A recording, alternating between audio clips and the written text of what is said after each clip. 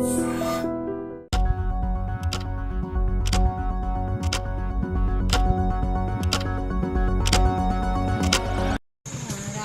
ఆంగో వచ్చింది, మొన్న నైట్ వచ్చిందండి. అది మొన్న మధ్యాహ్నం వచ్చి నెక్స్ట్ డోర్ మీదకి ఇలా ఉంది. నేను బయటకు వస్తున్నాను, వస్తుంటే అది నేను చూసి ఇలా వంకర తిరిగింది. బాబు స్వామి పాము అదిగో మెస్ డోర్ ఎక్కుతుందని చెప్పి నేను లోనికి వెళ్ళిపోయింది. ఆ పాము వచ్చేటప్పుడు జాయిగా దిగి అలా బాత్రూమ్ ఎత్తి వెళ్ళిపోయింది.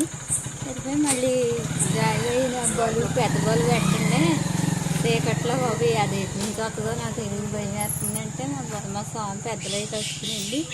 ఎడతాకి వెళ్ళేటప్పుడు పైనుంచి కిందకు దిగుతుంది. పాలు పెట్టించారా? అందుకని వస్తుందా కర్ర ఇచ్చారు, కర్ర అట్టుకుని వెళ్ళారండి. వెళ్ళేటప్పుడు మళ్ళీ ఎందులో దూరేసిన కనపడలే. అక్కడ నుంచి పక్కనే చూస్తున్నారు, జాయి వస్తుంది గిన్నెలో పాలు అక్కడ ఎట్టన్నారు. పెట్టి లోనికి వెళ్ళిపోయింది. నేను భయం వేసి ఆయన ఏమో ఇలా వచ్చేసారు.